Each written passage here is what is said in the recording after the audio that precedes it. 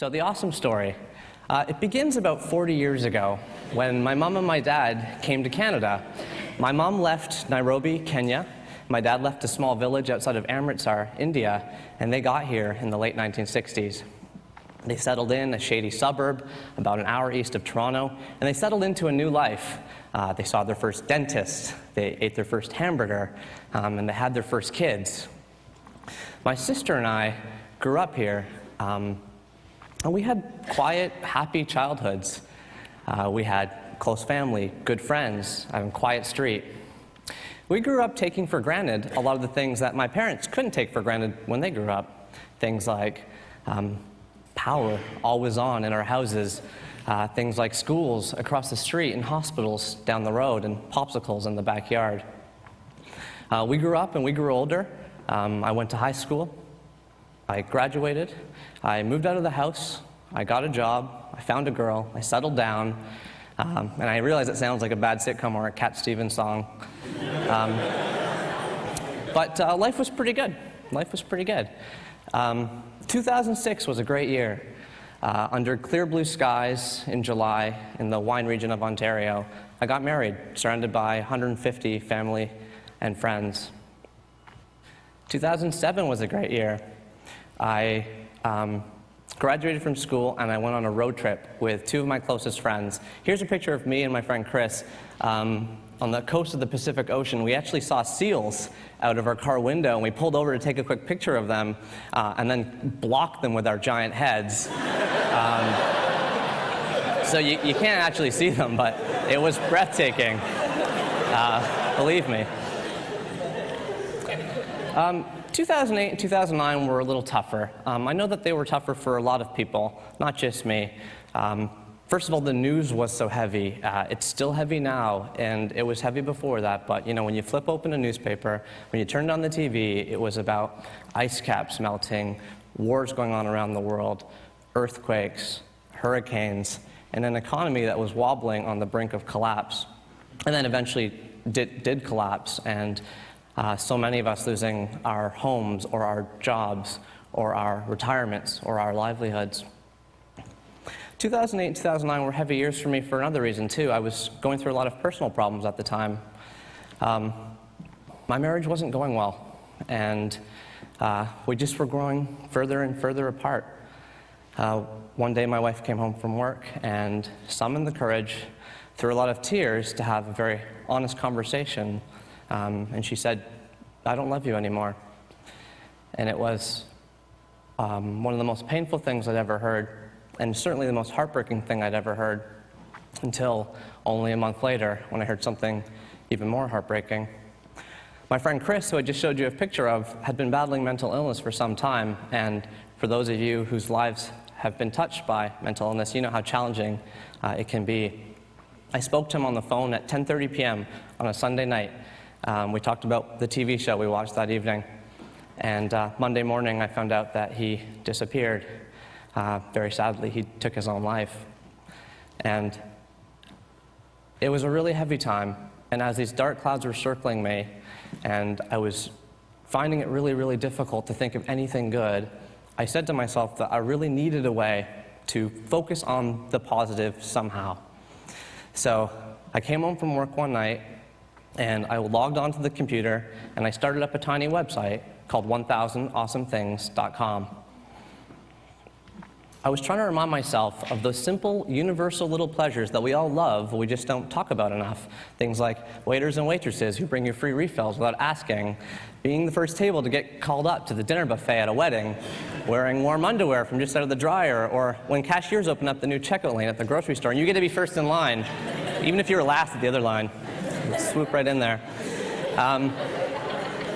And, you know, slowly over time, I started putting myself in a better mood. I mean, 50,000 blogs are started a day. And so my blog was just one of those 50,000. And nobody read it except for my mom. Although I should say that my traffic did skyrocket and go up by 100% when she forwarded it to my dad. And then I got excited when it started getting tens of hits. And then I started getting excited when it started getting dozens, and then hundreds, and then thousands, and then millions. It started getting bigger and bigger and bigger, and then I got a phone call, and the voice at the other end of the line said, "You just won the Best Blog in the World award." I was like, that sounds totally fake.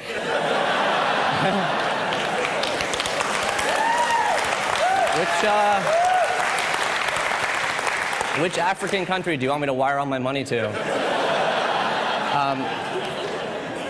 But turns out, I jumped on a plane and I ended up walking a red carpet between Sarah Silverman and Jimmy Fallon and Martha Stewart. And I went on stage to accept a Webby Award for Best Blog. And the surprise and just the amazement of that was only overshadowed by my return to Toronto when, in my inbox, 10 literary agents were waiting for me to talk about putting this into a book.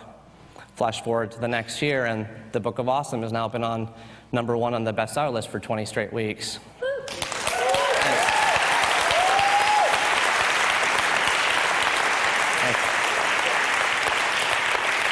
But look, I said I wanted to do 3 things with you today. I said I wanted to tell you the awesome story, I wanted to share with you the 3 A's of awesome, and I wanted to leave you with a closing thought. So let's talk about those 3 A's. Over the last few years, I haven't had that much time to really think, but lately I have had the opportunity to take a step back and ask myself, what is it over the last few years that sort of helped me grow my website, but also grow myself? And I've summarized those things, for me personally, as 3 A's. They are attitude, awareness, and authenticity. I'd love to just talk about each one briefly. So attitude. Look, we're all going to get lumps, and we're all going to get bumps.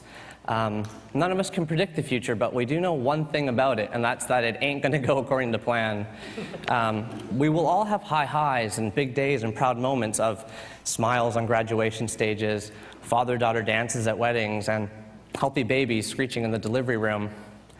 But between those high highs, we may also have some lumps and some bumps, too.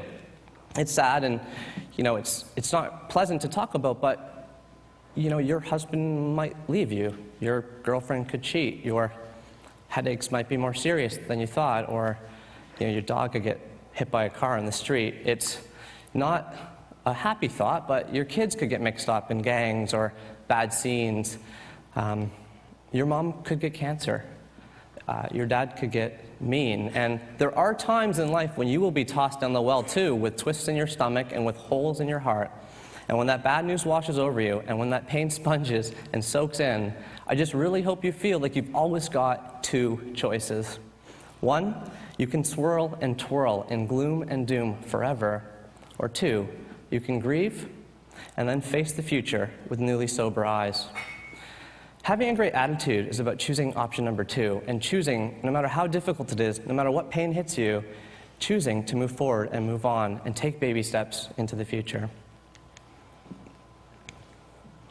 The second A is awareness. I love hanging out with 3-year-olds. I love the way that they see the world because they're seeing the world for the first time. I love the way that they can stare at a bug crossing the sidewalk. I love the way that they'll stare slack-jawed at their first baseball game with wide eyes and a mitt on their hand, soaking in the crack of the bat and the crunch of the peanuts and the smell of the hot dogs. I love the way that they'll spend hours picking dandelions in the backyard and putting them into a nice centerpiece for Thanksgiving dinner.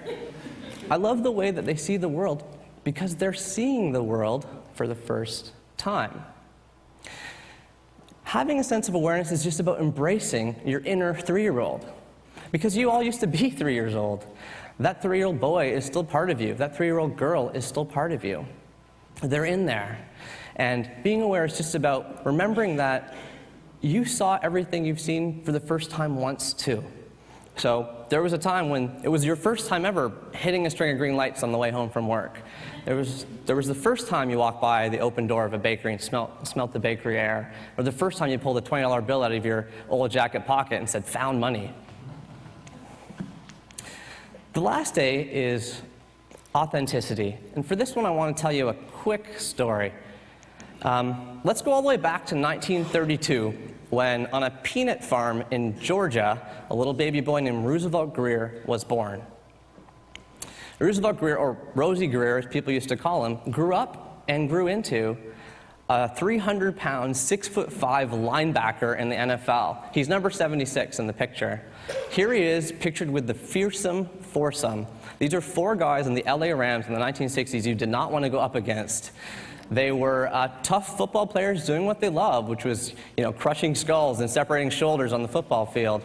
But Rosie Greer also had another passion. In his deeply authentic self, he also loved needlepoint.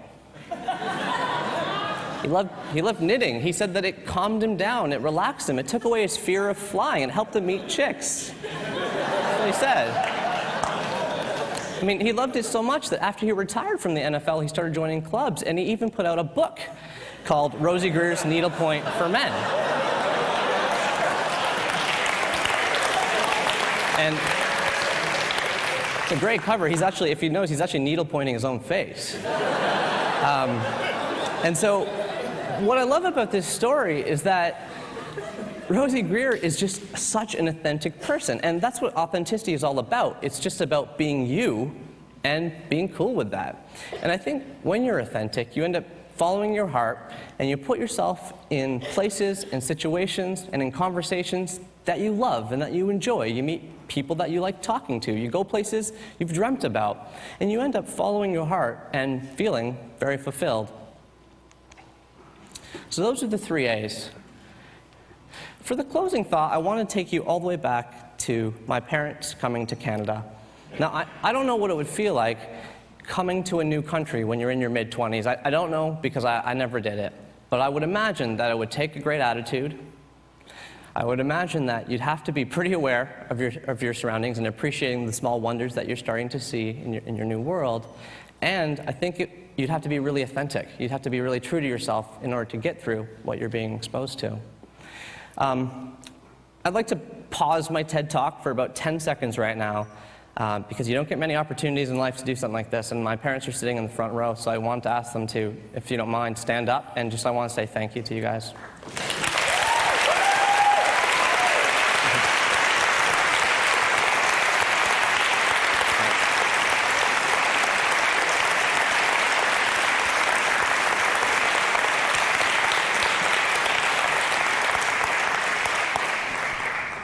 When I was growing up, my dad used to love telling the story of his first day in Canada. And it's a great story because what happened was he got off the plane at the Toronto airport, and he was welcomed by a non-profit group, which I'm sure someone in this room runs. And this non-profit group had a big welcoming lunch for all the new immigrants to Canada. And my dad says he got off the plane and he went to this lunch, and there was this huge spread. There was bread, there was those little mini dill pickles, there was olives, those little white onions, there was rolled up turkey cold cuts, rolled up ham cold cuts, rolled up roast beef cold cuts, and little cubes of cheese. There was tuna salad sandwiches, and egg salad sandwiches, and salmon salad sandwiches. There was lasagna, there was casseroles, there was brownies, there was butter tarts, and there was pies, lots and lots of pies. And when my dad tells the story, he says, the craziest thing was, I'd never seen any of that before except bread. I didn't know what was meat, what was vegetarian. I was eating olives with pie. I just couldn't believe how many things you can get here. When I was 5 years old, my dad used to take me grocery shopping, and he would stare and wonder at the little stickers that are on the fruits and vegetables. He would say, look, can you believe they have a mango here from Mexico? They've got an apple here from South Africa. Can you believe they got a date from Morocco? He's like, do you know where Morocco even is? And I'd say, I'm 5. I don't even know where I am. Is this A&P? And he'd say, I don't know where Morocco is either. Well, let's find out. And so we'd buy the date, and we'd go home, and we'd actually take an atlas off the shelf, and we'd flip through it until we found this mysterious country. And when we did, my dad would say, can you believe someone climbed a tree over there, picked this thing off it, put it in a truck, drove it all the way to the docks, and then sailed it all the way across the Atlantic Ocean, and then put it in another truck and drove that all the way to a tiny grocery store just outside our house so that they could sell it to us for 25 cents. And I said, I don't believe that. And he's like, I don't believe it either. Things are amazing. There's just so many things to be happy about.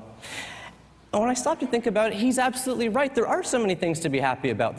We are, the only species on the only life-giving rock in the entire universe that we've ever seen capable of experiencing so many of these things. I mean, we're the only ones with architecture and agriculture.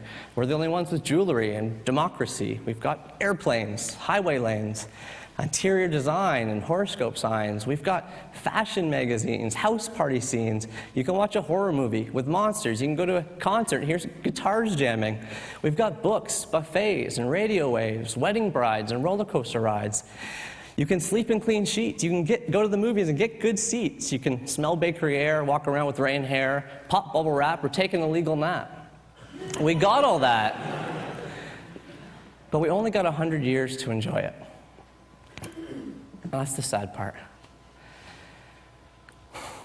The cashiers at your grocery store, the foreman at your plant, the guy tailgating you home on the highway, the telemarketer calling you during dinner, every teacher you've ever had, everyone that's ever woken up beside you, every politician in every country, every actor in every movie, every single person in your family, everyone you love, everyone in this room, and you will be dead in 100 years.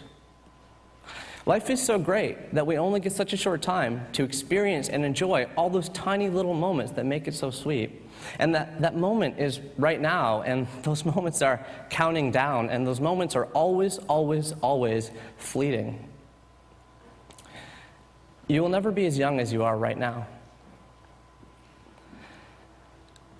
And that's why I believe that if you live your life with a great attitude, choosing to move forward and move on whenever life deals you a blow, living with a sense of awareness of the world around you, embracing your inner 3-year-old and seeing the tiny joys that make life so sweet, and being authentic to yourself, being you and being cool with that, letting your heart lead you and putting yourself in experiences that satisfy you, then I think you'll live a life that is rich and is satisfying, and I think you'll live a life that is truly awesome. Thank you.